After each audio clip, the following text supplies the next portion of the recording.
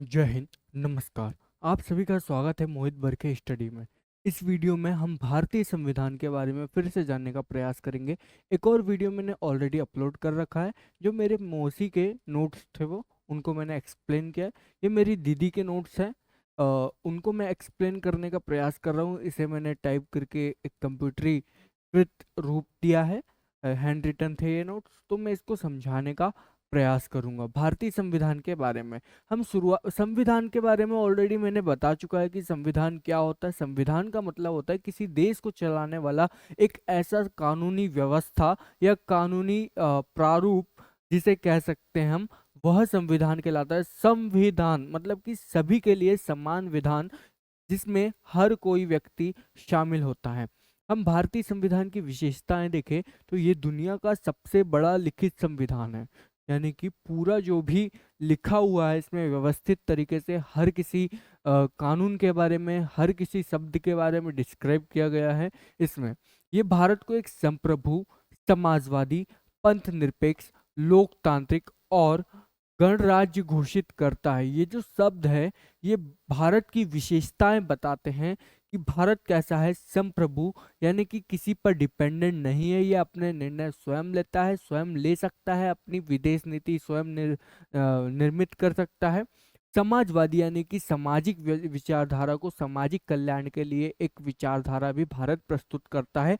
समाजवाद ये रूस वाला समाजवाद नहीं है, ये हमारे देश का कल्याणकारी समाजवाद है, जिसमें सभी लोगों को समान रूप से देखने का प्रयास किया जाता है, जिसमें सभी के लिए समान अवसर, समान योजनाएं या समान सारे सभी को समान तरीके से देखा जाना इसमें शामिल है। और सरकार सभी के लिए एक तरीके से काम करेगी, इसमें ये शामिल है। धर्मनिरपेक्ष हम कह सकते हैं। ये धर्मनिरपेक्षता का मतलब होता है कि पूरी तरह से अलग हो जाना धर्म से, धर्म को राज्य की गतिविधियों में नहीं लाना। लेकिन हमारे यहाँ का धर्मनिरपेक्ष का मतलब क्या होता है? वैसे संविधान में पंथ निरपेक्ष शब्द जोड़ा गया है।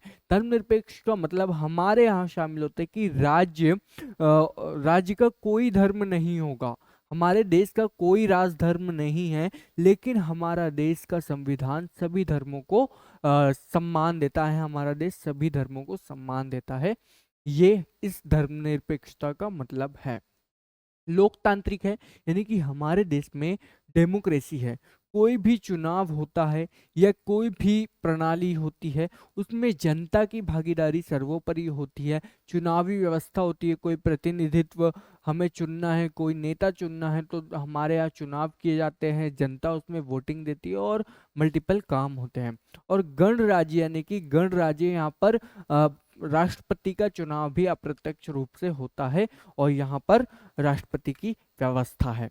भारत एक लोकतांत्रिक प्रतिनिधित्व संसदीय प्रणाली पर आधारित है, जिसे राष्ट्रपति को देश का प्रमुख माना गया है। विधायिका, भारतीय सरकार के 4 अंग होते हैं। वो कौन कौन से 4 अंग होते हैं? इसमें विधायिका आती है, कार्यपालिका आती है, न्यायपालिका आती है, मीडिया या प्रेशर ग्रुप या इंटरेस्ट ग्रुप होते हैं। विधायिका का मतलब होता है जो भी कानून बनाती है, कानून के कॉन्सेप्ट लाती है, ये सभी इसके अंदर आते हैं, विधायिका के अंदर, जिसमें संसद और विधानसभा शामिल है। कार्यपालिका जो प्रशासनिक कार्यों से जुड़ी होती है, जहां पर इम्प्लीमेंटेशन होते हैं, कोई भी कानून की नीति बनाई जाती है, उसके ऊपर काम किया जाता है, ये सभी कार्यपालिका के अंदर होता है। न्यायपालिका सुप्रीम कोर्ट या हाई कोर्ट और भी अधीनस्थ न्यायालय होते हैं। सुप्रीम कोर्ट भारत का सर्वोच्च न्यायालय है, जहां पर जो सबसे ऊपर है, जिसके पास पुनरावलोकन का अधिकार है, जिसका अधिक जो अपने ही फैसलों को फिर से उस पर पुनर्विचार कर सकता है। लेकिन जो बाकी फैसले सुनाते हैं न्यायालय, वो आगे पहुंचाते हैं। जैसे कि सबसे छोटा जो जिला न्यायालय हो जाता है, वो वहां से यदि कोई फैसला आता है, यदि उसमें कोई कमियां दिख रही तो आगे के हाई कोर्ट में जाते हैं। हाई कोर्ट का फैसला जो होता है सुप्रीम कोर्ट में जाता है। लेकिन सुप्रीम कोर्ट का जो फैसला अगर कोई दिक्कत आ रही है उसमें, तो सुप्रीम कोर्ट ही उसे सुनता है। मीडिया या प्रेशर ग्रुप, मीडिया को लोकतंत्र का, भारतीय लोकतंत्र का चौथा स्तंभ माना गया है। इसमें जो प्रेस होती है, क्योंकि मीडिया जो होती है भारत के नागरिकों की या भारत की समस्या की या अन्य तरीकों की बिल्कुल निष्पक्ष रूप से जानकारी रखती है। लेकिन मीडिया में आजकल भ्रष्टाचार भी फैल रहा है, तो इस चीज़ का बहुत ध्यान रखना होगा, क्योंकि ये भारत के लोकतंत्र की चौथी आवाज है मीडिया। हमारे देश में वास्तविक कार्यपालिका मंत्री परिषद है। मंत्री परिषद ही हर विषय पर काम कर रही होती है। मंत्री परिषद का मतलब है कि पूरा मंत्रिमंडल जो भारत की जनता द्वारा चुना गया है, वे काम कर रहे होते हैं किसमें? कार्यपालिका के रूप में काम कर रहे होते हैं, वास्तविक कार्यपालिका में। जिसका प्रमुख कौन होता है? प्रधानमंत्री होता है, प्राइम मिनिस्टर होता है। हमारे यहाँ प्राइम मिनिस्टर को वास्तविक शक्तियां प्राप्त है और राष्ट्रपति एक औपचारिक रूप से शासन में भागीदारी देता है। ये मंत्री परिषद संयुक्त रूप से लोकसभा के प्रति और व्यक्तिगत रूप से राष्ट्रपति के प्रति समर्पित होते हैं या उसके प्रति होते हैं। और देख लेते हैं, भारतीय संविधान का स्वरूप कुछ विषय में लचीला है और कुछ विषय में कठोर है। यानी कि कुछ ऐसे विषय होते हैं जिन पर तो आसानी से बातचीत हो जाती है, लेकिन कुछ ऐसे विषय है उन पर बातचीत के लिए समय लगता है, उन पर कानून बनाने में समय लगता है। जैसे कि मैं उदाहरण दूं तो वोटिंग का अधिकार में इजी है, सभी को राजनीति से जोड़ना चाहिए। और लेकिन भाषा का जो विषय रहा सबसे ज्यादा कठोर रहा। इसको अभी भी भारत की राष्ट्रभाषा किसी भी भाषा को नहीं बनाई गई है। राजभाषा के रूप में हिंदी और अंग्रेजी को चुना गया है। भारत का संविधान संघीय और एकात्मक दोनों है। संघीय का मतलब क्या है कि बटा हुआ भी है, यानी कि भारत का संविधान में केंद्र सरकार भी है और राज्य सरकार भी, ये बटा हुआ है। और एकात्मक भी स्थिति है हमारे देश में, यानी कि कभी यदि कोई दिक्कत आ जाती है तो एकात्मक भी व्यवस्था हो जाती है, यानी कि केंद्र को ज्यादा शक्ति दी गई है। और राज्य और केंद्र के रूप में भी बटा हुआ है। भारत में एकल नागरिकता प्रणाली है, यानी कि भारतीय भारतीय कहा जाता है इसमें। भारतीयों को भारतीयता प्राप्त है, यानी कि भारतीय के रूप में उन्हें पहचाना जाता है। एकल नागरिकता यानी कि कोई भी नहीं बताएगा कि मैं इस राज्य का हूँ, या अलग अलग स्टेट में अलग अलग राज्यों की नागरिकता है, ऐसा नहीं है। भारत में एक नागरिकता है जिसमें प्रवासी भारतीयों को छूट दी गई है।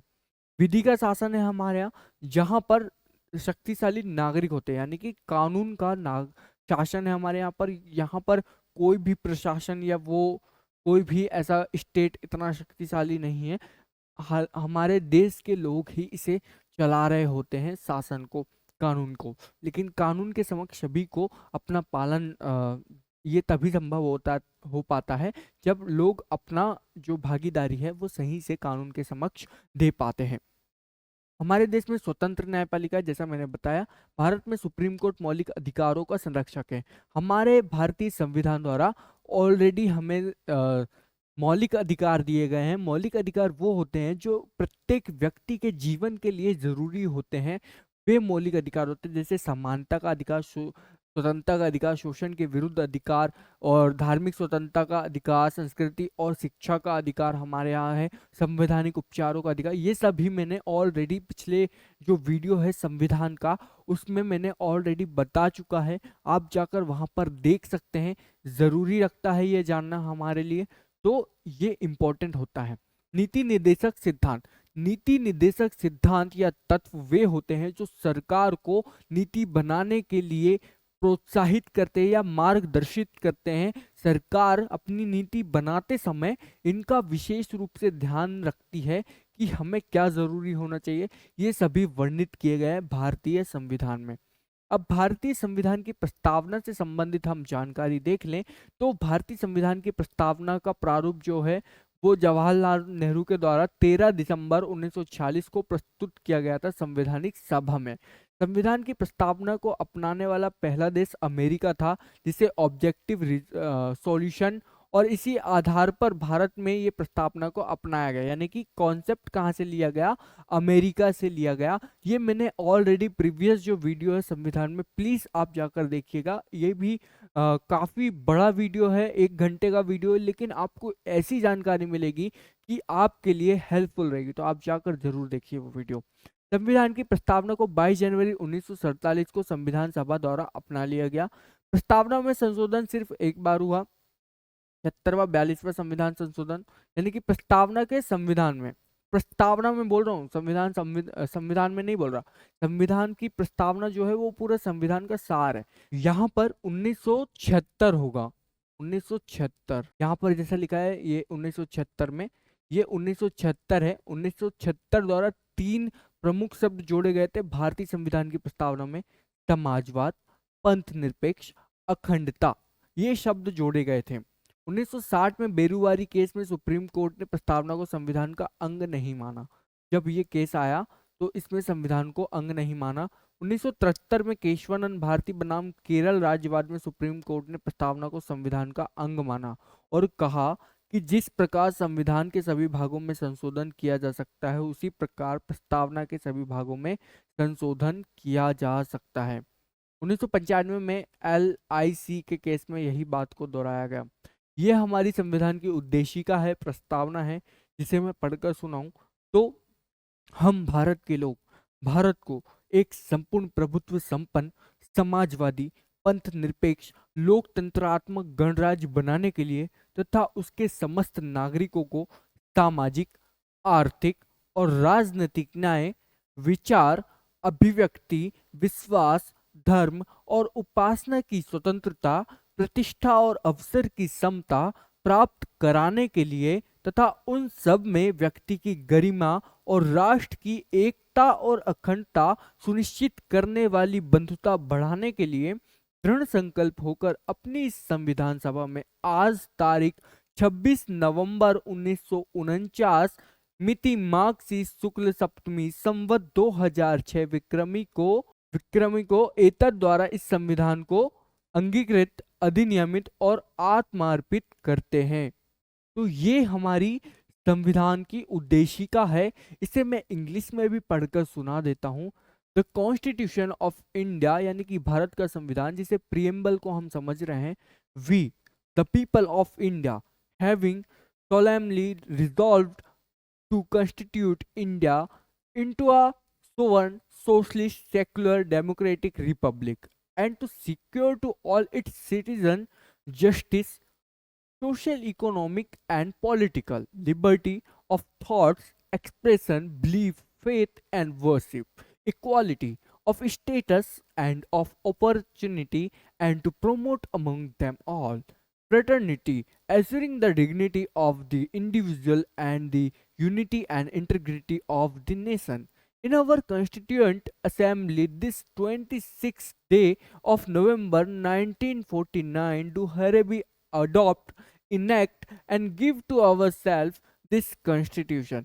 इसमें यहाँ पर 3 शब्द आते हैं: अडॉप्ट, इनेक्ट और गिव टू अवर सेल्फनेस, यानी कि अंगीकृत, अधिनियमित और आत्मार्पित का मतलब क्या होता है कि भारत के लोगों द्वारा भारतीय संविधान को अपनाया गया और अपने ऊपर कानूनी रूप से लागू किया गया, और आत्मार्पित यानी कि अपने आप को समर्पित करना, यानी कि हम उस संविधान को मानेंगे, ऐसा कहा जाता है भारत के संविधान द्वारा, यानी कि भारतीय लोगों द्वारा। पर इसकी आलोचना इसलिए भी होती है कि भारतीय संविधान को कुछ लोगों ने बना लिया, उन्होंने ये कह दिया कि पूरे भारत के लोग इसमें शामिल है, तो इसलिए भी इसकी आलोचना होती है।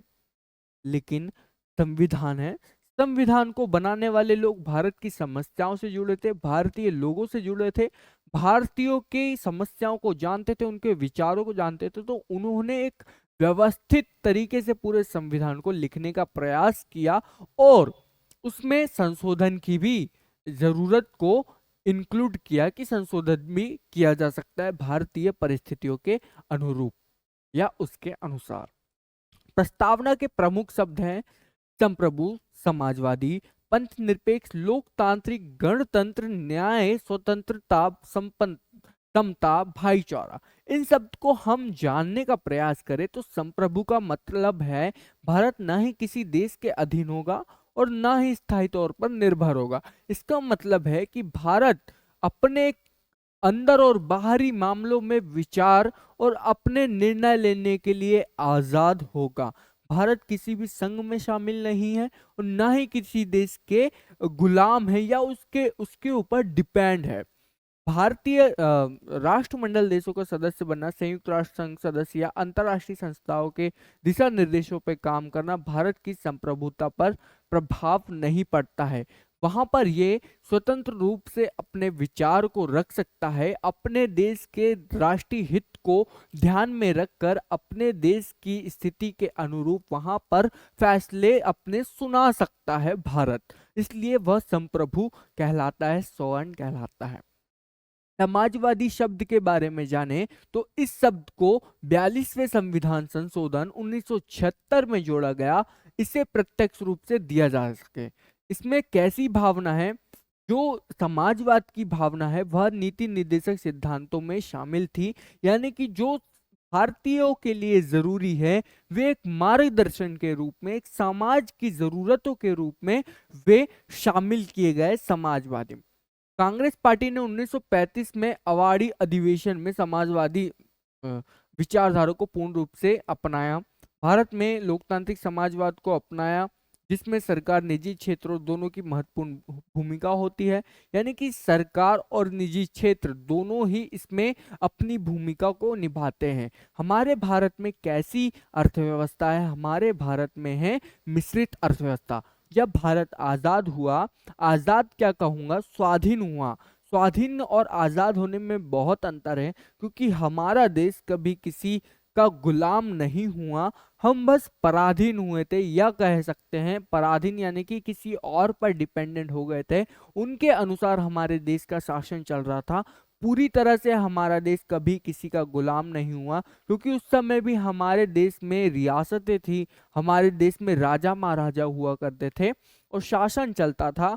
इसलिए हमारा देश पूर्ण रूप से कभी गुलाम नहीं हुआ, क्योंकि गुलामी का मतलब होता है कि पूरी तरह से वह किसी एक ताकत के अंदर बस जाना या उसमें संभल जाना। तो हमारा देश जब आजाद हुआ, वो सॉरी स्वाधीन हुआ, तब हमारे देश में जो तत्कालीन प्रधानमंत्री थे, तब हमारे देश ने पूंजीवादी और ना तो समाजवादी रूप से पूर्ण रूप से अपनाया, जबकि हमारे देश में मिश्रित अर्थव्यवस्था को अपनाया गया, यानी कि हमारे देश में सरकार का भी रोल होगा और निजी लोग भी अपनी कंपनियां खड़ी कर सकते हैं, अपना कार्य चला सकते हैं। तो हमारे देश में कैसा है? मिश्रित अर्थव्यवस्था है।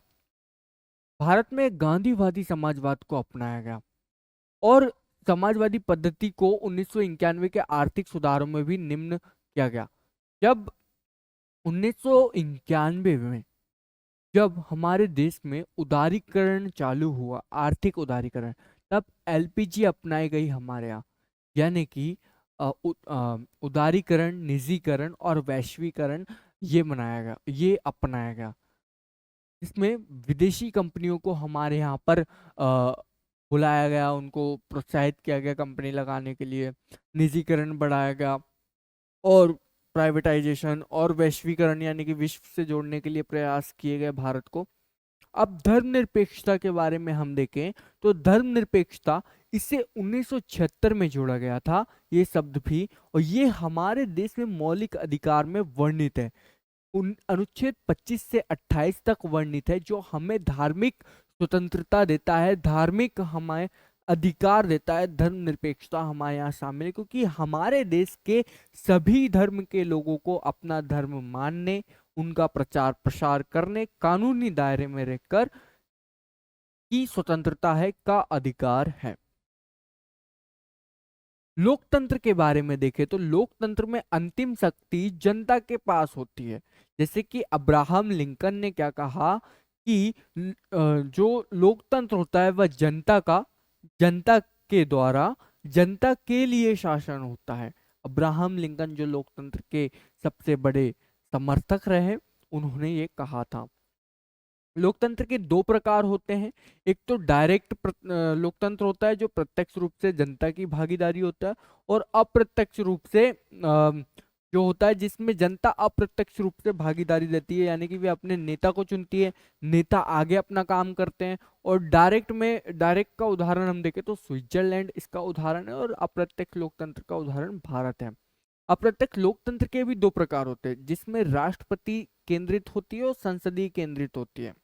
यानी कि राष्ट्रपति सबसे प्रमुख होता है, उसमें राष्ट्रपति की राष्ट्रपति सबसे ऊपर होता है राष्ट्रपति वाले में, और संसद में होता है संसदीय व्यवस्था होती है, इसमें अप्रत्यक्ष में।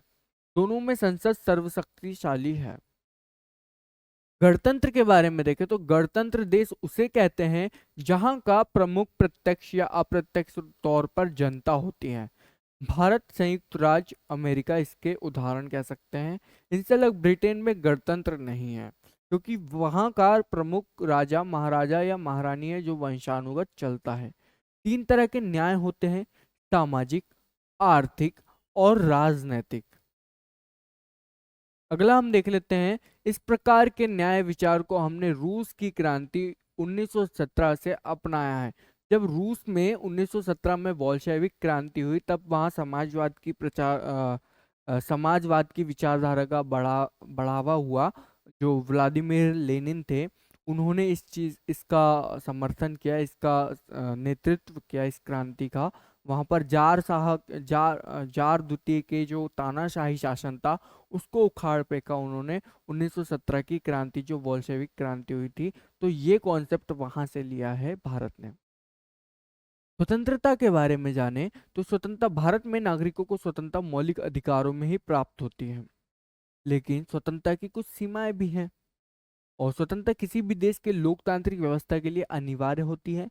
ये फ्रांस की क्रांति से स्वतंत्रता के सिद्धांत को लिया गया है। फ्रांस की क्रांति 1789 से लिया गया है। रोटी कपड़ा। फिर आते हैं समता को देख लेते हैं। ये मौलिक अधिकारों से प्राप्त होता है। सभी नागरिक सरकार के सम्मुख समान हैं, बराबर है।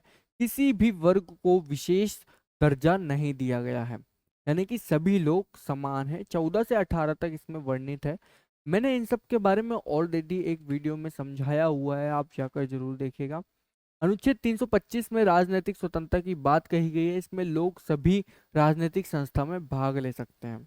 अनुच्छेद 326 में मतदान या समानता की बात कही गई है, लेकिन इसमें आयु कितनी होनी चाहिए? 18 वर्ष की आयु होनी चाहिए। आर्थिक समानता की बात अनुच्छेद 39 में कही गई है।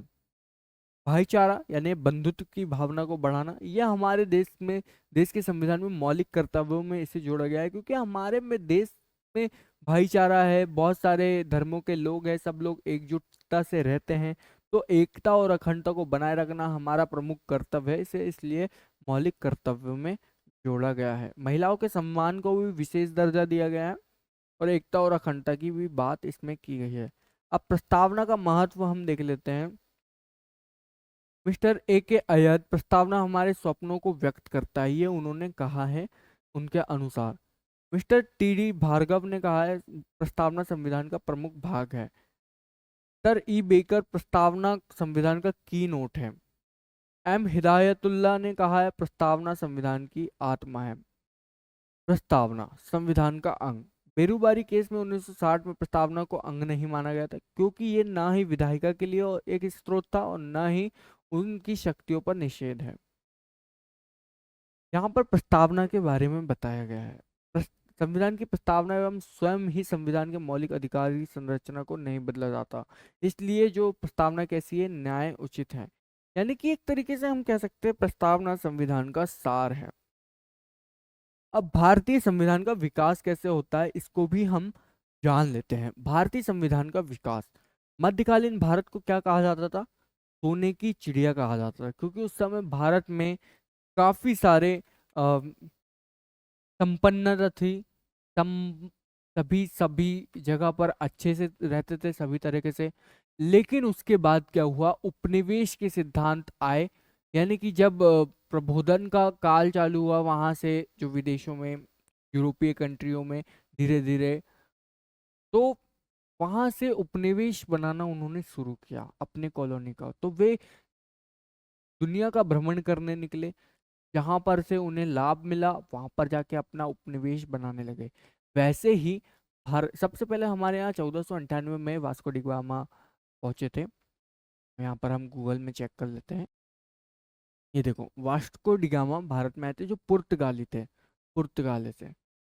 तो 1600 में अंग्रेज भारत आए। उन्होंने प्रतिबंधियों को पराजित करने के बाद भारत की आर्थिक और राजनीतिक नियंत्रण शुरू किया, यानी कि ट्रेड के उद्देश्य से आए थे, लेकिन वे धीरे धीरे भारत की राजनीतिक व्यवस्था में, वहां पे शासन के संचालन में अपनी भागीदारी देने लगे, वहां पर कब्जा करने लगे, धीरे धीरे लॉ बनाने लगे, उन हस्तक्षेप करने लगे। सन 1765 की संधि में ईस्ट इंडिया कंपनी को भारत के पूर्वी क्षेत्र का दीवानी अधिकार प्राप्त हुआ। यानी कि वहां पर वे अपने जो काम करने लगे वहां के शासन व्यवस्था में अपना भाग देने लगे। इसके बाद 1773 से संचालन करने करने के लिए रेगुलेटिंग एक्ट ब्रिटेन की संसद से पारित किए गए। यानी ब्रिटेन से बैठकर वे अपना शासन कहाँ चला रहे थे? भारत में चला रहे थे। 1858 से भारत पर ईस्ट इंडिया कंपनी का राजनीतिक नियंत्रण समाप्त कर दिया गया। क्यों? क्योंकि 1857 में जब विद्रोह हुआ तो फिर धीरे धीरे वहां पर ईस्ट इंडिया कंपनी का शासन कमजोर होने लगा, नियंत्रण खत्म होने लगा, और फिर ब्रिटिश सरकार के अंतर्गत ये आ गया। क्योंकि ब्रिटिश ईस्ट इंडिया कंपनी के उद्देश्य से आए थे, फिर ब्रिटेन की सरकार ने पूरा शासन अपने हाथ में ले लिया था।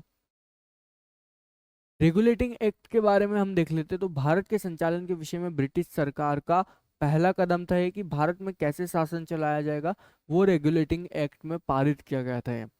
इस एक्ट में ईस्ट इंडिया कंपनी के राजनीतिक और प्रशासनिक कार्यों को बताया गया था कि वे राजनीतिक रूप से मान्यता दी गई थी कि वे क्या काम करेंगे भारत में, उन सबको बताया गया था।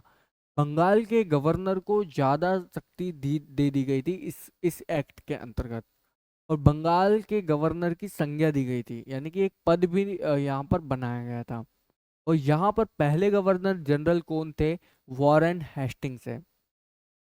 बॉम्बे और मद्रास प्रांत के गवर्नर जनरल को बंगाल के गवर्नर जनरल के अधीन कर दिया गया। जो बॉम्बे और मद्रास प्रांत के जो गवर्नर थे उस समय देखो प्रेसिडेंसी में बटे हुए थे, तो बंगाल को प्रमुख रूप से कर दिया गया, वहां पे प्रमुख रूप से शामिल कर दिया गया, उसको एक मुख्य बना दिया गया। गवर्नर जनरल की सहायता के लिए 4 सदस्यीय कार्यकारी परिषद का निर्माण भी किया गया। 1774 में सुप्रीम कोर्ट की स्थापना की गई। इसमें एक मुख्य न्यायाधीश थे और 3 अन्य न्यायाधीश थे। और कंपनी के अधिकारियों पर प्रतिबंध भी लगाया गया जिससे वे कोई लाभ नहीं उठा पाएंगे। कोड ऑफ डायरेक्टर्स नामक की संस्था बनाई गई थी इस समय, जो ईस्ट इंडिया कंपनी की देखरेख करती थी और ब्रिटिश सरकार को रिपोर्ट करती थी। ईस्ट इंडिया कंपनी थी, एक कंपनी थी, फिर धीरे धीरे ब्रिटिश सरकार ने भारत पर जो अपना अधिकार लिया, पूरा शासन ब्रिटिश सरकार के अंतर्गत आ गया था। Pitt's India act 1784 sir William पिट के नाम से इसे लागू किया गया, जो ब्रिटेन के उस समय के प्रधानमंत्री थे। 1773 के कानून पर पुनर्विचार किया गया, जो ये जो रेगुलेटिंग एक्ट था इस पर पुनर्विचार था ये एक तरीके से। और अब इसमें कंपनी के व्यापारिक और राजनीतिक जिम्मेदारियों को अलग अलग कर दिया गया, यानी कि उनके अब राजनीतिक जिम्मेदारियां अलग होगी, ट्रेड की जिम्मेदारी अलग होगी, क्योंकि जो कंपनी आई थी वो ट्रेड के उद्देश्य से भारत में आई थी। अब व्यापारिक जिम्मेदारी में कोड ऑफ डायरेक्टर्स को राजनीतिक जिम्मेदारी, व्यापारिक जिम्मेदारी किसे दी गई? कोड ऑफ डायरेक्टर्स को दी गई। एंड जो राजनीतिक जिम्मेदारी है उसे बोर्ड ऑफ कंट्रोलर को दे दी गई।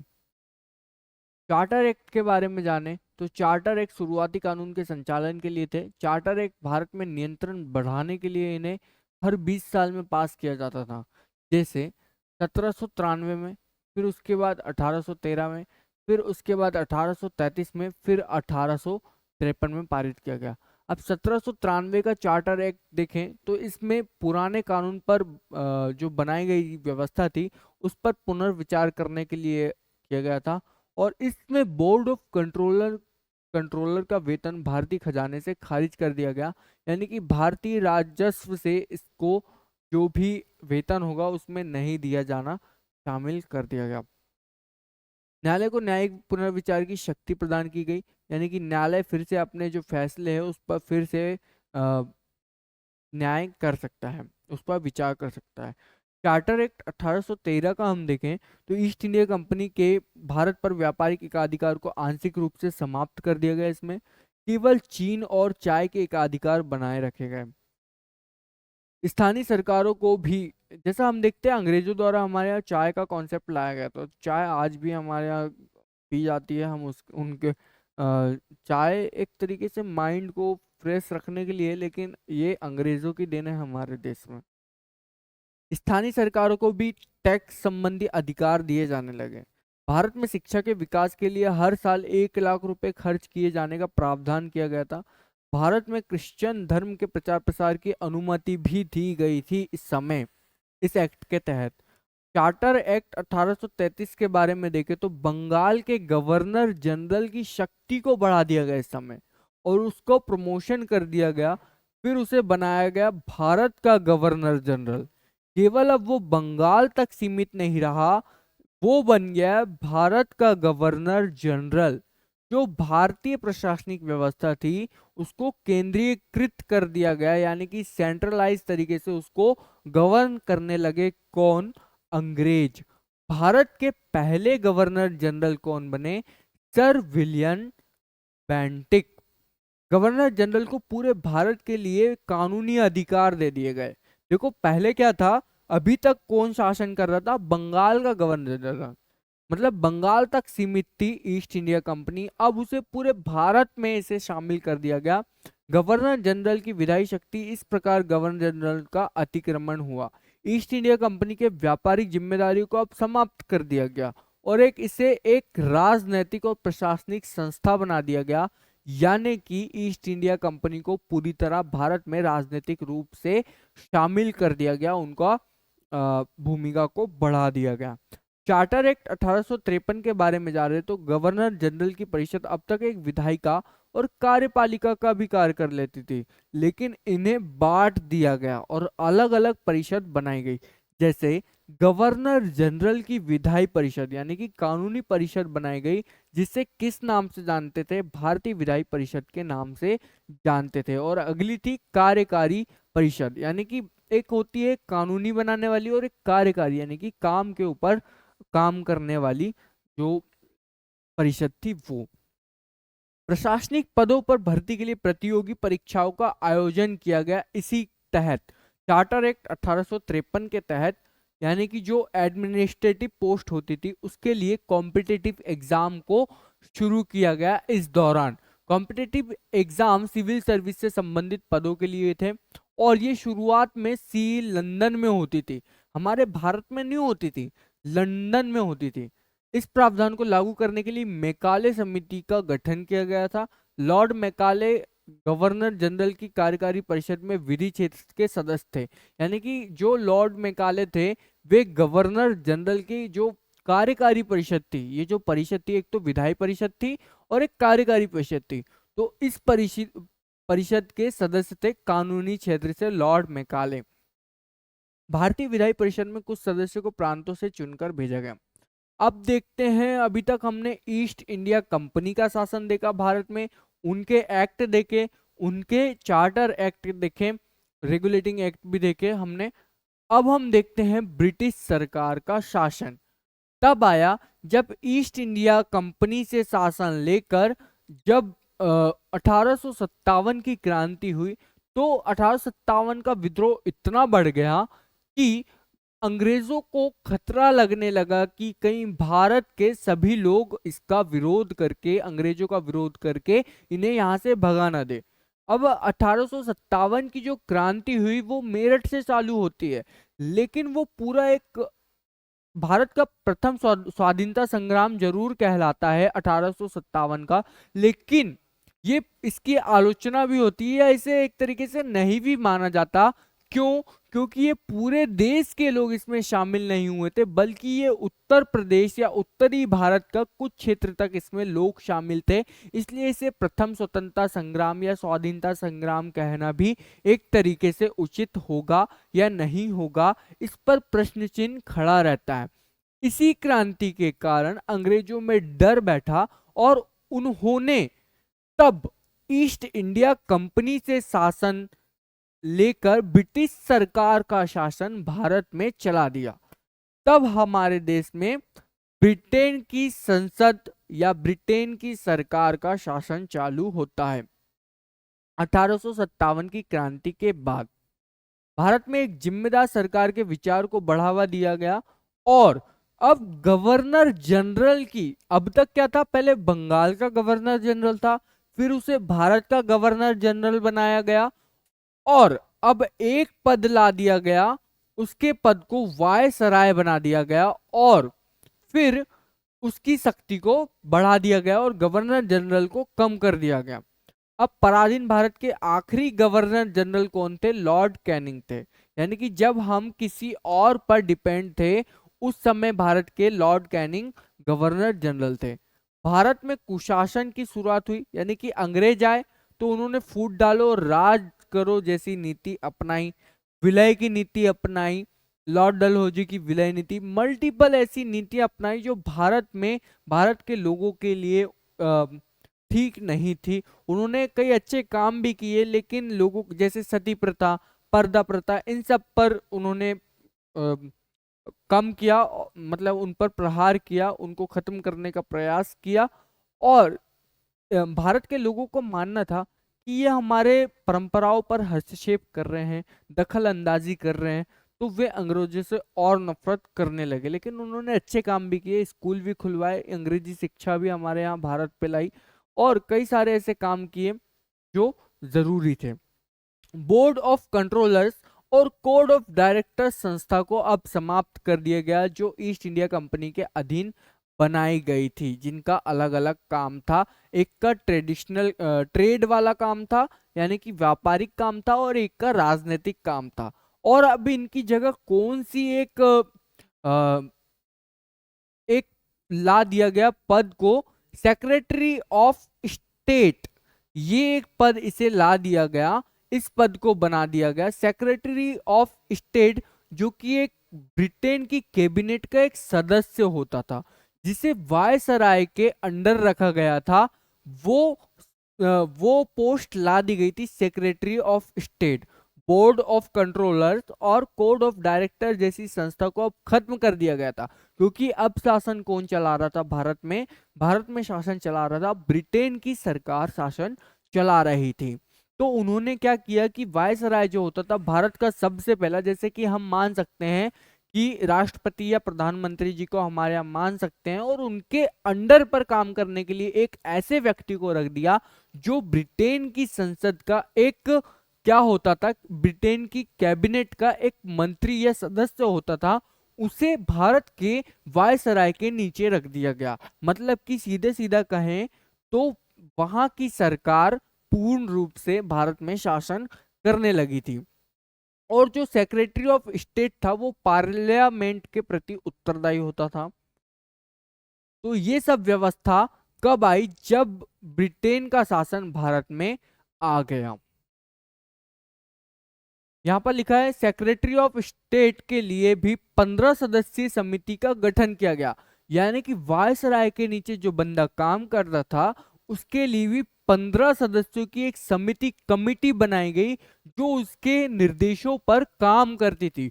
सोचो कितना प्रभावशाली उस समय शासन रहा होगा कि एक व्यक्ति है, उसके नीचे कई व्यक्ति हैं, जैसे प्रधानमंत्री है तो उनके नीचे मंत्रिमंडल है। तो ये सब उस समय व्यवस्था उस समय भी थी। अब इंडियन काउंसिल एक्ट देखते हैं। Indian council act 1861। अभी तक हमने क्या देखा? हमने ईस्ट इंडिया कंपनी के एक्ट्स देखे, उसके बाद ब्रिटेन के सरकार के एक्ट्स देखे, उनके काम देखे, उनके अधीन देखा हमने। अब हम देखते हैं इंडियन, यानी कि भारतीय काउंसिल परिषद कह सकते हैं, एक्ट हम देख सकते हैं। भारतीय विधायी परिषद में प्रांतों के प्रतिनिधित्व को बढ़ाया गया इस एक्ट के तहत, यानी कि जो भी भारत के प्रांत थे, राज थे, उनके प्रतिनिधित्व यानी कि उनका रिप्रेजेंटेटिव बढ़ाया गया, उनकी भागीदारी को बढ़ाया गया। साथ ही भारतीयों को भी इस परिषद में सदस्यता दे दी, यानी कि भारत के लोग, नागरिकों को भी इसमें शामिल करना शुरू किया जाने लगा, क्योंकि अधिकतर जो पोस्ट होती थी वो अंग्रेजों के लिए होती थी। लेकिन क्या किया गया, भारत के लोगों को भी इसमें शामिल किया गया। जो 1857 की क्रांति हुई थी ना, उसमें भी ये दोष था कि भारत के लोगों को जो ब्रिटेन की सेना है उसमें कम पोस्ट पर रखा जाता था, कम वेतन दिया जाता था, जिस कारण से असंतोष हुआ था, बुरा लगा था लोगों को, इसलिए विद्रोह किया उन्होंने, और कई सारे कारण थे उसके। तो वैसे ही इसमें पद को रखा जाने लगा भारत के। तो 3 भारतीय थे, बनारस के महाराज, पटियाला के महाराज सिकंदर राव, ये सब शामिल थे। राजनीतिक व्यवस्था में विकेंद्रीकरण की शुरुआत हुई। विकेंद्रीकरण का मतलब होता है कि शक्ति का बंटवारा, शक्तियों को बांटना, और बंबई, मद्रास और के प्रांतों की उनकी विधायी शक्तियां वापस दे दी गई थी। यानी कि इंडियन काउंसिल एक्ट के तहत काफी सारी ऐसे कार्य किए गए जो भारतीयों के अनुसार हुए, भारतीयों के लिए हुए। प्रांतीय स्तर पर गवर्नर परिषद को दो भागों में बांट दिया गया, जिसमें कार्यकारी परिषद विधायी परिषद का हिस्सा हुआ करती थी।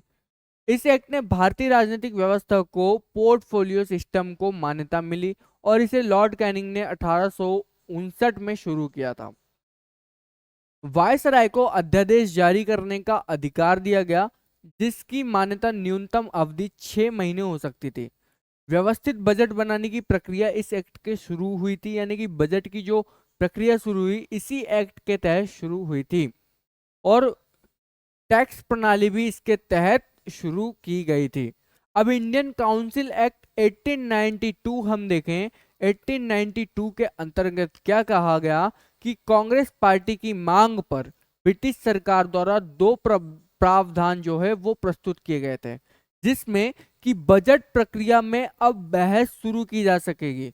यानी कि 1861 का जो एक्ट था उसमें इनकम टैक्स व्यवस्था तो की गई, और बजट बजट व्यवस्था भी इसमें की गई शुरू, कि बजट बजट क्या होता है, सरकार के आने वाले साल का इनकम का और खर्च का एक अनुमान होता है कि हम कहाँ कहाँ खर्च करेंगे, किन जगह से हमें पैसा मिलेगा, वो सब की जानकारी बजट में होती है।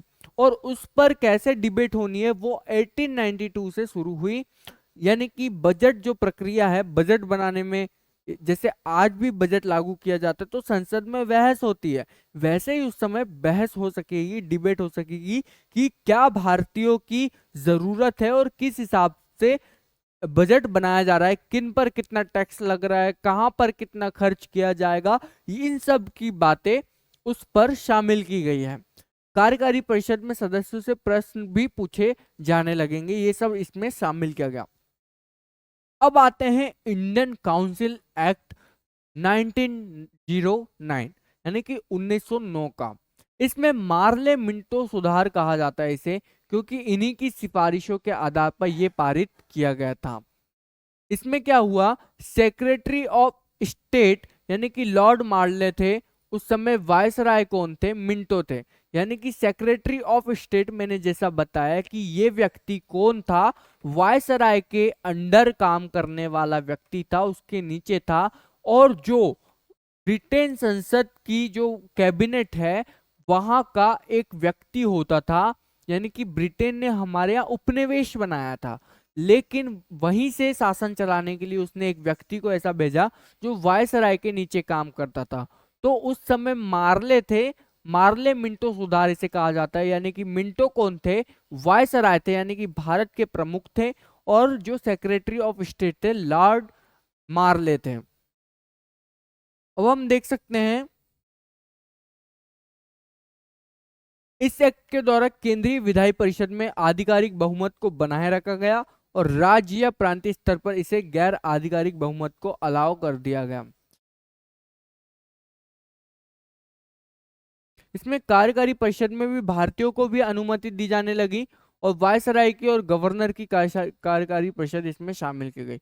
अब सत्येंद्र नाथ सिन्हा जो पहले भारतीय थे जो वायसराय की कार्यकारी परिषद के सदस्य बने, ये व्यक्ति का नाम इसमें हम इतिहास में दर्ज है कि सत्येंद्र नाथ सिन्हा पहले ऐसे भारतीय थे जो वायसराय की कार्यकारी परिषद में सदस्य बने और इन्हें विधि विभाग दिया गया। जैसे कि विधि विभाग और किसको दिया गया था, लॉर्ड मेकाले को दिया गया था।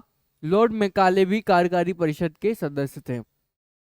मुस्लिम वर्ग के लिए अलग संप्रदाय निर्वाचन प्रक्रिया इस समय चालू हुई थी। यानी कि अलग से उनके लिए निर्वाचन या चुनाव की व्यवस्था इसमें की जाने लगी थी, और इस तरह पूरे देश में एक सांप्रदायिक रूप से कानूनी दर्जा दिया गया था। यह सब व्यवस्था अभी तक चली।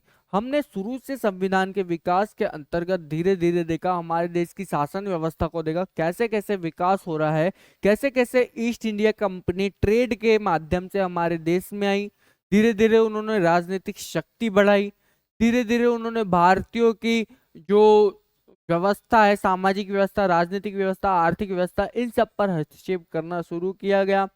फिर शासन को शामिल किया गया, ईस्ट इंडिया कंपनी चलाते गए, फिर ब्रिटेन सरकार के अंतर्गत हमारा शासन आया, फिर इंडियन काउंसिल एक्ट पारित किए गए। अब आते हैं हम भारत सरकार अधिनियम 1858, 1919 और 1935 के 35 को जानने के लिए। अब हम देखते हैं भारत सरकार अधिनियम 1919 के बारे में देखें तो इस एक्ट को मॉन्टेग्यू चेम्सफोर्ड भी कहा जाता है। यानी कि मॉन्टेग्यू जो थे वो सेक्रेटरी ऑफ स्टेट थे और चेम्सफोर्ड उस समय कौन थे, वायसराय थे। तो मैंने बता दिया है कि वायसराय कौन था और सेक्रेटरी ऑफ स्टेट कौन था, ये पूरा कॉन्सेप्ट हमारा क्लियर हो चुका है। भारत विधायी परिषद को द्विसदनीय बनाया गया जिसमें काउंसिल ऑफ स्टेट और लेजिस्लेटिव असेंबलीज में दो तरीके से रखा गया। प्रांतीय सरकारों में द्वैध शासन प्रणाली लाई गई। द्वैध शासन में क्या था कि दो प्रकार के विषय निर्धारित किए गए। एक वो विषय जो आरक्षित होते थे, रिजर्व होते थे, जो गवर्नर के नियंत्रण में थे। अब हस्तांतरित विषय इसमें थे जो भारतीय मंत्री के नियंत्रण में थे। ट्रांसफर यानी कि हस्तांतरित विषय, ट्रांसफर सब्जेक्ट के अंतर्गत किन्हें रखा गया, सड़क, बिजली, पानी, स्वास्थ्य, शिक्षा आदि विषयों को इसमें शामिल किया गया। एक लोक सेवा आयोग की स्थापना भी इसमें प्रावधान दिया गया था। 1926 में केंद्रीय लोक सेवा आयोग की स्थापना की गई। इसके बाद में सांप्रदायिक निर्वाचन प्रक्रिया को दूसरे समुदाय या वर्ग के में भी लागू किया गया था, जैसे सिख, भारतीय क्रिश्चियन, आंग्ल भारतीय, यूरोपीय क्रिश्चियन, ये सब इसमें शामिल किए गए थे। अब आते हैं हम गवर्नमेंट ऑफ इंडिया एक्ट 1935 में 1935 का अधिनियम। ये एक्ट 1929 में लागू होना था, जिसके लिए 1927 में साइमन कमीशन का गठन किया गया था। लेकिन विरोध के कारण साइमन कमीशन अपनी सिफारिशें समय पर नहीं दे पाई। इसकी सिफारिशें 1930 में प्रकाशित हुई और इन सिफारिशों पर आम सहमति के लिए लंदन में गोलमेज सम्मेलन का आयोजन किया गया। इन सब की सिफारिश पर ही भारत सरकार अधिनियम 1935 लाया गया। साइमन गो बैक के नारे लगाए थे उस समय। तो साइमन कमीशन जब आया हमारे देश में तो उसका विरोध भी पुरजोर तरीके से हमारे देश के लोगों ने किया था, जिसमें हमारे भारतीय नेताओं ने भी जान गंवाई थी। 1935 का एक सबसे इम्पोर्टेंट था और 1965 का एक सबसे बड़ा भी था, क्योंकि भारतीय संविधान में इसी एक्ट के कई प्रावधान लिए गए हैं और इसी कारण से इसकी आलोचना भी होती है कि भारतीय संविधान में जैसे के वैसे आजादी से पहले की स्थितियों को ध्यान में रखकर जो बनाए गए कानून है वैसे के वैसे ही उठा लिए गए हैं। इस एक्ट के माध्यम से भारत में एक पूर्ण जिम्मेदार सरकार का गठन किया गया। कानून बनाने की 3 विधियों सूचियों का निर्माण किया गया, जिसमें संघीय सूची, फेडरल लिस्ट, प्रांतीय सूची, जिसमें प्रोविंशियल लिस्ट, समवर्ती सूची, कॉन्करेंट लिस्ट। इसमें जो 29 विषय थे, 54 विषय थे और 67 विषय थे। अवशिष्ट विषय वायसराय के अंतर्गत रखे गए। भारत प्रांतों और राजशाही प्रदेशों का एक संघ है, लेकिन यह प्रावधान असफल रहा। अब प्रांतीय सरकारों में द्वैध शासन प्रणाली को भी समाप्त कर दिया गया। द्वैध शासन प्रणाली यानी कि वो विषय जो एक सीधे होते थे और एक हस्तांतरित विषय होते थे, इसको भी समाप्त कर दिया गया और प्रांतीय सरकारों को सेंट्रल लेवल पर लाया गया और ये प्रावधान भी असफल रहा। अब प्रांतीय स्तर पर भी विधायिका को 2 सदनीय बनाया गया। 2 सदनीय यानी कि 2 सदन होंगे, उसमें 2 तरीके के सदन होंगे, ऐसा बनाया गया। अब सांप्रदायिक निर्वाचन प्रणाली को पिछड़े वर्ग में भी लागू किया गया, यानी कि उनके लिए भी अलग तरीके से सांप्रदायिक निर्वाचन होगा, ये शामिल उसमें किया गया। आरबीआई की स्थापना की जाएगी, इसमें कहा गया 1935 में, और किया भी गया। स्टेट पीएससी का गठन किया गया, इसमें राज्य पीएससी का। एक संघीय न्यायालय की स्थापना की जाएगी 1937 में, जिसे आज हम सुप्रीम कोर्ट के नाम से जानते हैं। 1935 के अधिनियम के बाद जब हमारा सबसे इंपॉर्टेंट जो अधिनियम आता है, भारत स्वतंत्रता अधिनियम 1947, फरवरी 1947 में प्रधानमंत्री क्लीमेंट एटली ने घोषणा की कि 20 जून 1948 को भारत आजाद हो जाएगा। यहाँ क्षमा कीजिएगा, यहाँ पर नो आएगा। 20 जून 1948 को भारत आजाद हो जाएगा। इस घोषणा ने बंटवारे का कोई प्रावधान नहीं था। ये जो घोषणा की गई थी, इसमें बंटवारे की व्यवस्था नहीं थी कि भारत में बंटवारे की कोई कॉन्सेप्ट नहीं था। 20 जून का टाइम दिया गया था 1948 का। 19 फरवरी 1947 में यह अधिनियम आया और घोषणा हुई क्लीमेंट एटली जो उस समय प्रधानमंत्री थे कि 20 जून 1948 को, और हमारा देश कब आजाद हुआ? 1947 को, 15 अगस्त 1947, 47 को। यहाँ पर 48 की बात हो रही है। तो आजाद हो जाएगा और इसमें बंटवारे की भी कोई व्यवस्था नहीं थी कि भारत का कोई बंटवारा होगा पाकिस्तान के रूप में। लेकिन क्या होता है, 3 जून 1947 को भारत के आखिरी वायसराय लॉर्ड माउंटबेटन ने नई स्वतंत्रता की योजना दी। इसमें भारत और पाकिस्तान के विभाजन का भी प्रावधान रखा गया। पहले जो क्लीमेंट एटली थे उन्होंने घोषणा की, उसमें कोई बंटवारे का प्रावधान नहीं था और इसमें आजादी की डेट थी 20 जून 1948।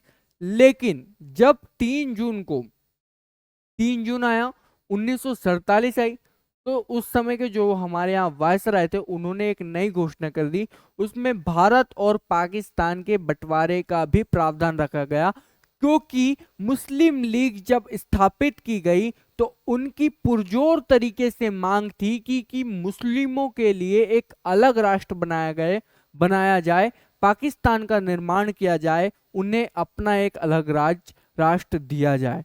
तो इसलिए दो स्टेट बनाए गए, भारत और पाकिस्तान, जब भारत आजाद हुआ या भारत का बंटवारा भी हुआ। जो ब्रिटिशों से हम तो आजाद हो गए, लेकिन भारत का भी बंटवारा हमें उपहार में मिला, गिफ्ट के रूप में मिला, क्योंकि अंग्रेजों ने जाते जाते ऐसा जख्म दे गया कि भारत हमेशा इसके लिए लड़ता रहेगा आपस में।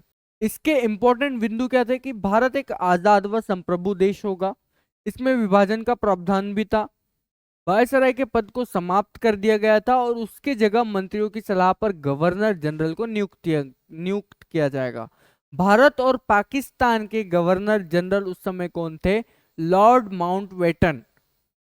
संवैधानिक सभा को अधिकार दिए जाएंगे और स्वतंत्र व सक्षम संविधान का निर्माण कर सकेगा।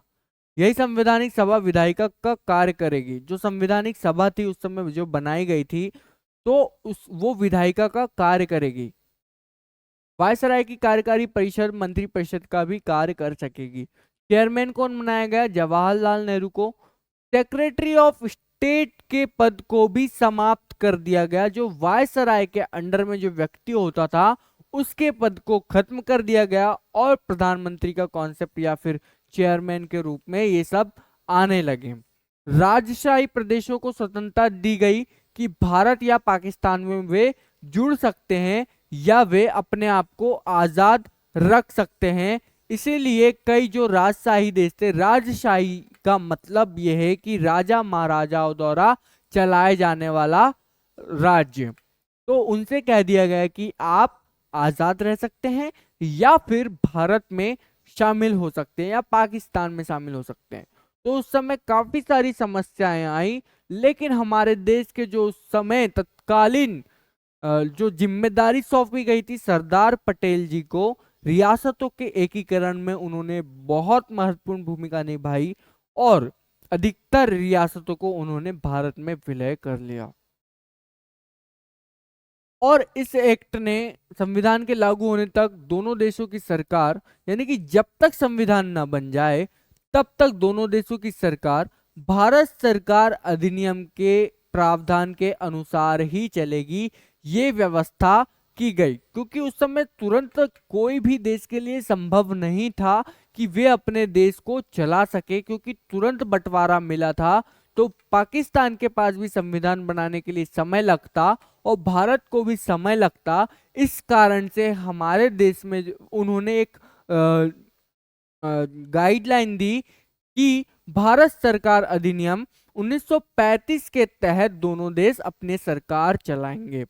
गवर्नर जनरल और गवर्नर को और अलंकृत पद बनाया गया, उसमें और चीजें जोड़ दी गई।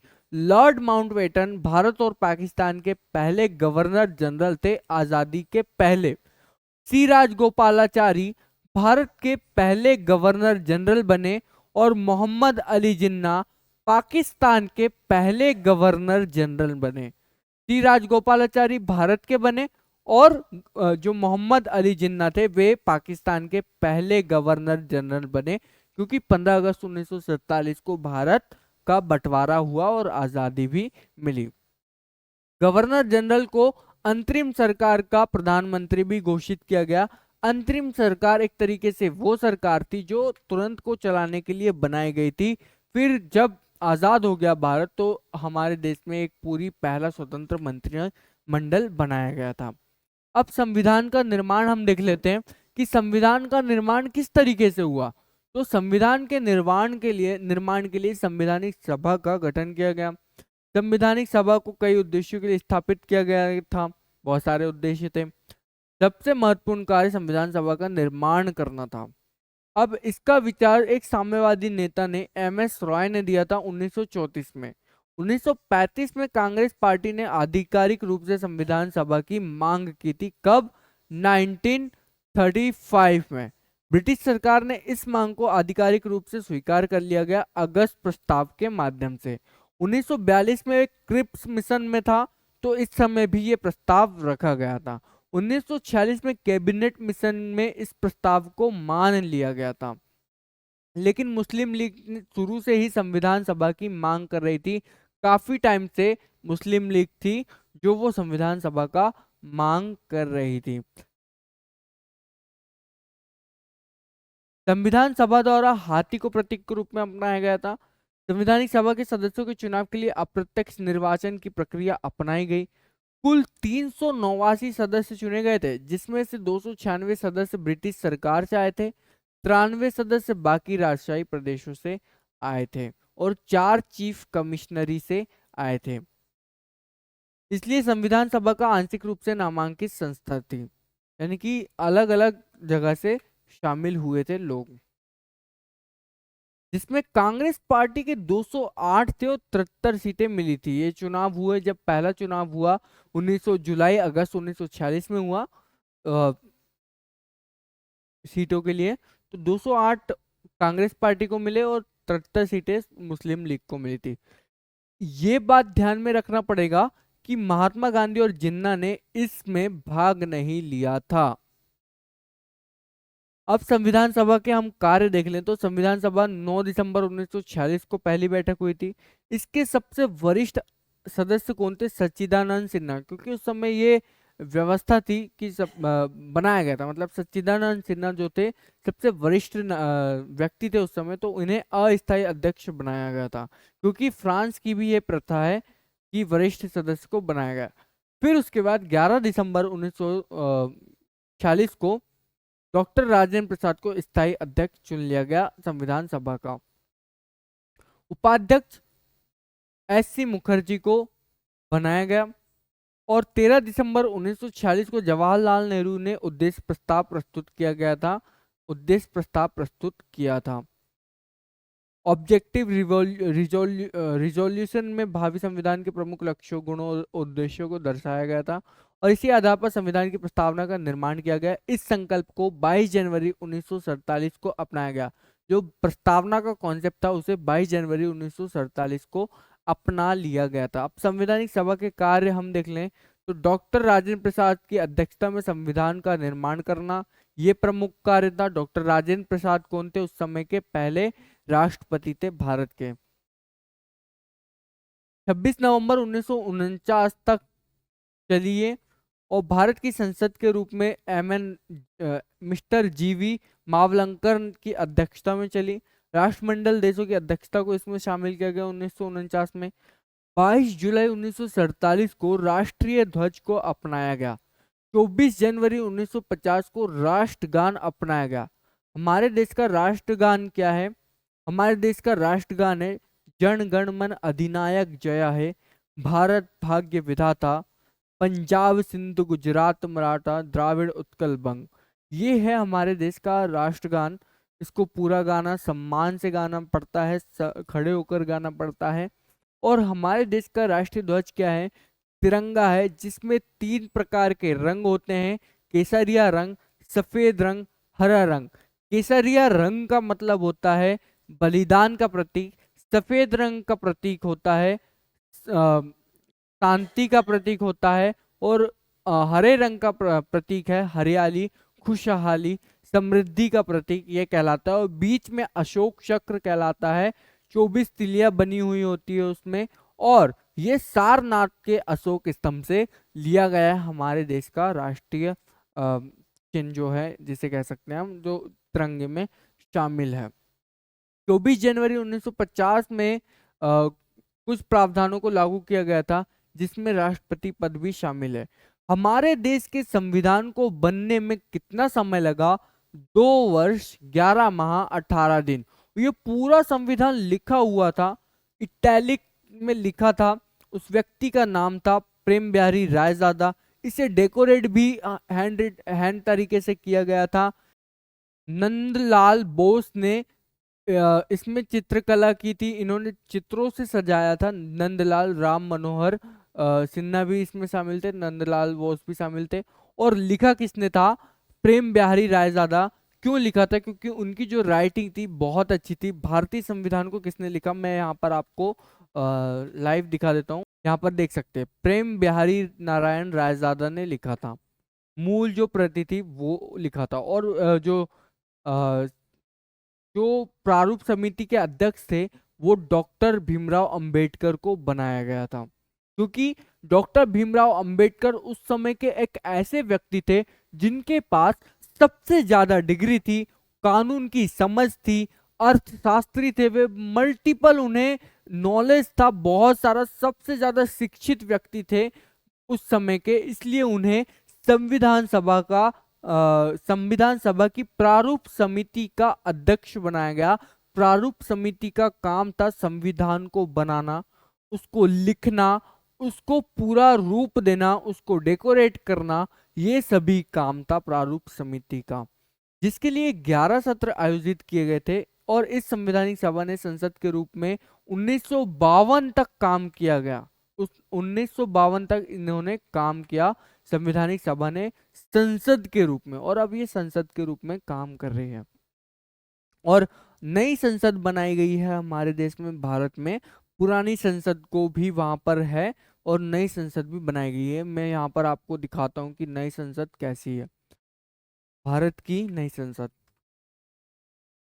पुरानी और नई संसद दोनों देख लेते हैं हम। देखो, ये हमारी पुरानी संसद है, ये जो आपको दिख रही है गोल गोल, इसी में सब काम हुआ है।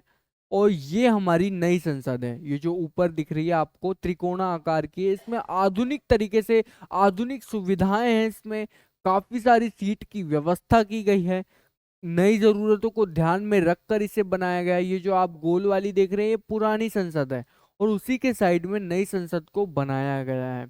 इसके ऊपर भी मैं सेपरेट वीडियो बनाऊंगा, काफी समय मिलेगा तो। लेकिन संसद बहुत जरूरी है, जहाँ पर हमारे देश का भविष्य तय होता है। लेकिन वहां पर कभी कभी क्या कॉमेडी चलती है समझ नहीं आता, बहस चलती है कि क्या बात चलती है। लेकिन हमारे देश के भविष्य को तय करने में संसद महत्वपूर्ण भूमिका निभाती है। संविधान सभा की उस समय समितियां बनाई गई: नियम समिति, संचालन समिति, प्रारूप समिति, संघ संविधान समिति, प्रांतीय संविधान समिति, रियासत समिति, सलाहकार समिति, मूल अधिकार समिति, अल्पसंख्यक समिति, संघ शक्ति समिति। और यहाँ पर आप उनके अध्यक्षों को देख पा रहे हैं। 29 अगस्त 1947 को संविधान के निर्माण के लिए एक प्रारूप समिति का गठन किया गया, जिसके अध्यक्ष डॉक्टर भीमराव अंबेडकर को बनाया गया। प्रारूप समिति का गठन 1947 में किया गया था। इसके 7 सदस्य थे।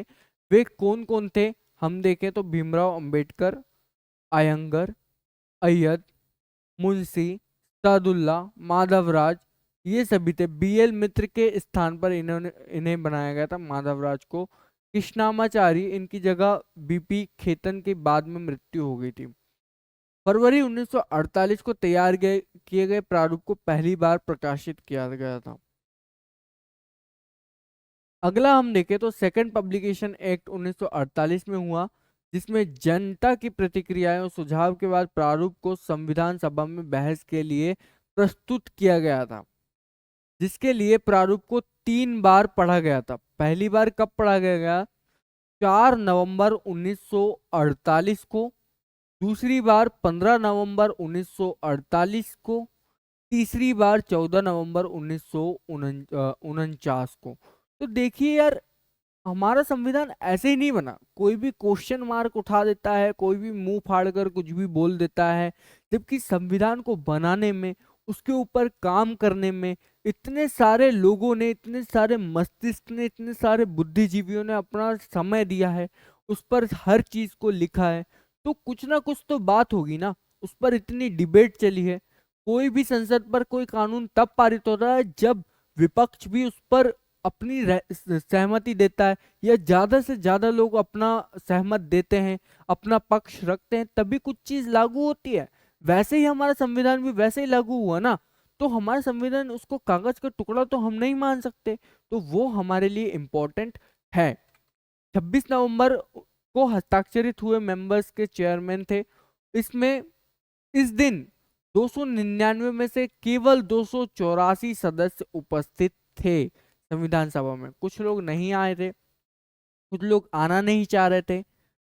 काफी सारी डिबेट्स भी होती संविधान के ऊपर कि सही लोगों का प्रतिनिधित्व नहीं हुआ, सही लोगों ने अपनी भागीदारी नहीं दी, या ज्यादा लोग मेजोरिटी में थे, कांग्रेस के लोग अधिक थे। इसकी कई तरह से आलोचना होती है। उधार का कटोरा कहा जाता है, विदेशों के प्रावधान वैसे के वैसे ले लिए। तो मैं जो बता रहा हूँ ना आपको, और भी चीजें इंक्लूड करके बता रहा हूँ। एक ही वीडियो बनाऊंगा किसी भी टॉपिक पर, कुछ भी मेरे पास होगा, लेकिन इतनी नॉलेज देने का प्रयास करूंगा कि आपको अधिक से अधिक जानकारी प्राप्त हो। पाकिस्तान के बंटवारे से संवैधानिक सभा में 99 सदस्य अलग हो गए थे, केवल 299 सदस्य बने थे। यानी कि पाकिस्तान के बंटवारा हुआ था तो उस समय से। अब हम देख लेते हैं, संविधान के लागू होते ही भारत सरकार अधिनियम 1935 और भारत स्वतंत्रता अधिनियम 1947 का मूल्य शून्य हो गया था, क्योंकि अब जो सरकार चलाई जा रही थी वो भारत के संविधान के अनुसार चलाई जा रही थी। क्योंकि जो अंग्रेजों ने क्या कहा कि जब तक दोनों देश अपना संविधान नहीं बना लेते, तब तक उन्हें भारत सरकार अधिनियम 1935 के तहत ही चलना होगा, अपनी सरकार चलाना होगा। लेकिन भारत के लोगों ने भारत का संविधान बना लिया 2 वर्ष 11 माह 18 दिन में। तो हमारे देश का शासन भारतीय संविधान के अनुसार चलने लगा। अब हम देखते हैं, एक बार मैं सर्च करके देखता हूं कि पाकिस्तान का संविधान कब बना। तो पाकिस्तान का संविधान, थोड़ी हंसी तो आ रही है, 10 अप्रैल 1973 को पारित हुआ और 14 अगस्त 1973 से प्रभावी हुआ। जो पाकिस्तान का संविधान था, सोचो दोनों ही देश आजाद हुए एक ही दिन, लेकिन हमारे देश के लोगों ने संविधान बना लिया जल्दी, और पाकिस्तान का संविधान बना 1973 में। सोचो इतना टाइम क्यों लगा? क्योंकि वहां पर क्या था कि वो एक धार्मिक रूप से बटा देश था। वहां पर धर्म को ऊपर रखा गया था। फिर धीरे धीरे वहां पर काफी सारी समस्याएं, वहां पर मिलिट्री का शासन है, सरकार को टिकने नहीं दिया जाता। कभी सरकार मिलिट्री पर ज्यादा काम कर देती है, तो कभी मिलिट्री सरकार को दबा देती है। वहां पर कॉन्फ्लिक्ट चलता रहता है।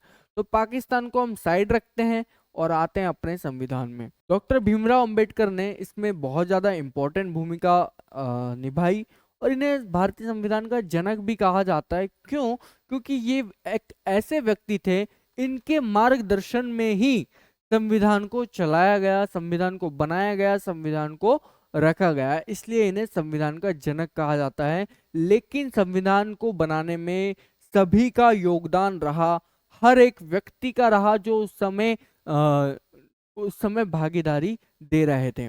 भारतीय संविधान के लागू होने के समय क्या थे? इसमें 395 अनुच्छेद थे और 22 भाग थे और 8 अनुसूचियां थी। अब हम देख लेते हैं भारतीय संविधान के स्रोत।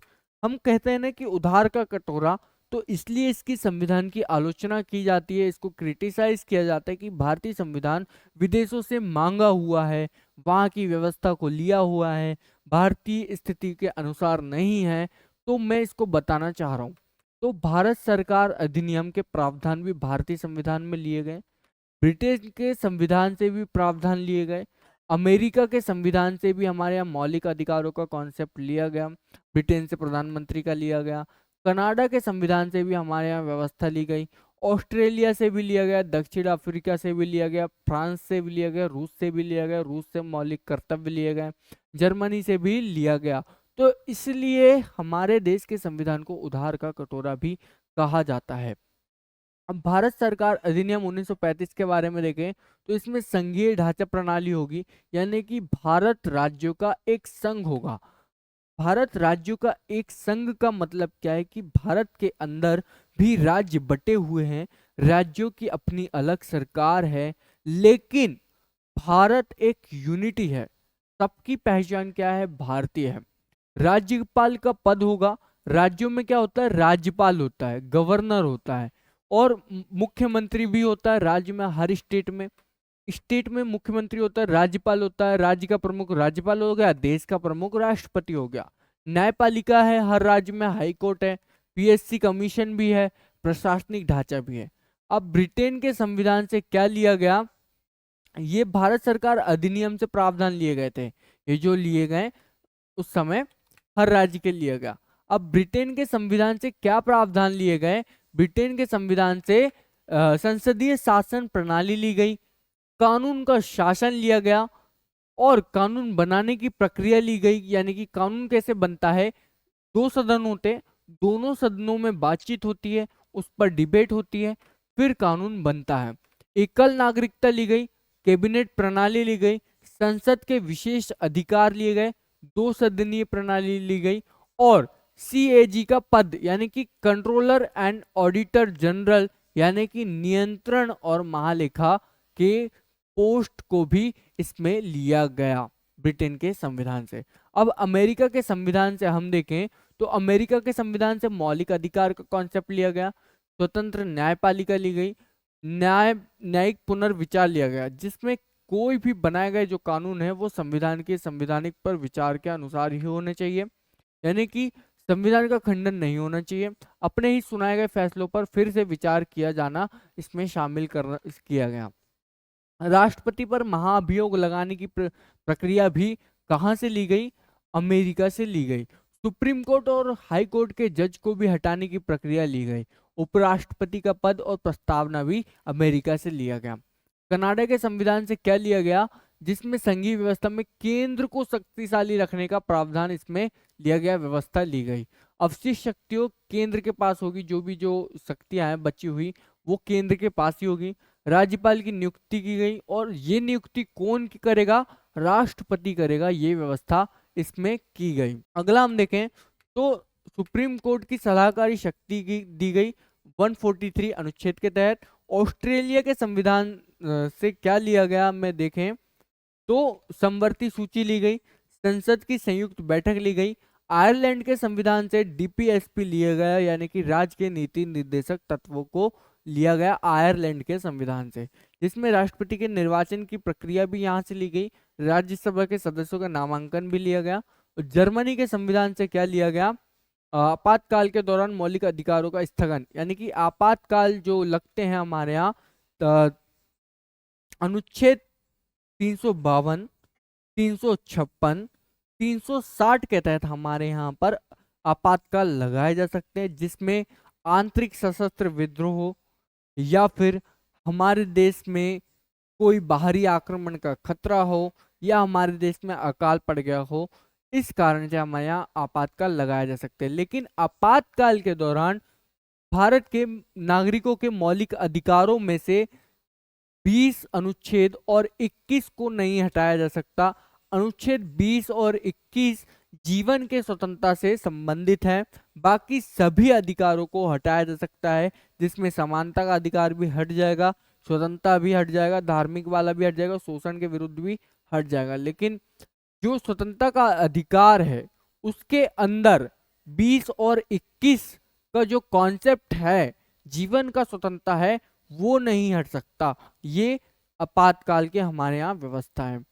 दक्षिण अफ्रीका के संविधान से क्या लिया गया?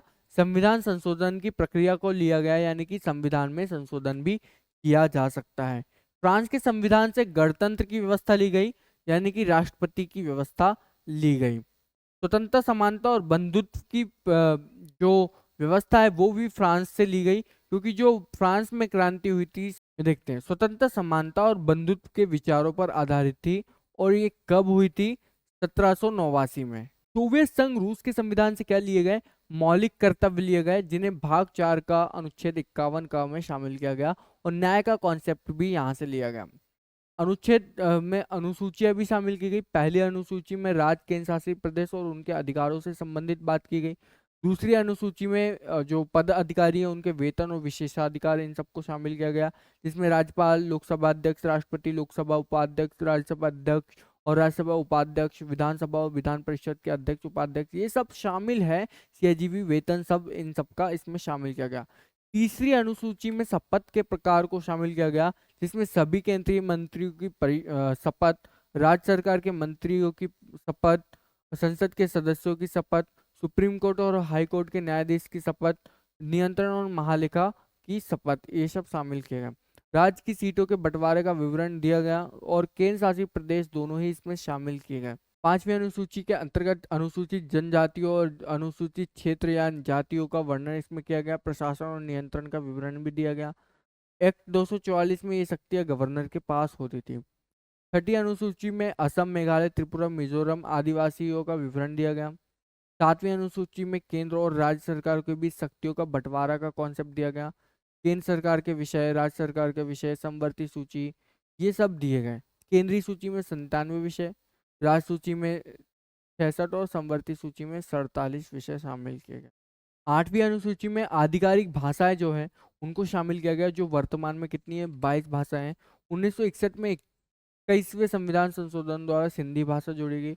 भाषा का कॉन्सेप्ट ये सब आप देख सकते हैं। सबसे इम्पोर्टेंट जो है मैं ऑलरेडी बता रहा हूँ, वो देखें।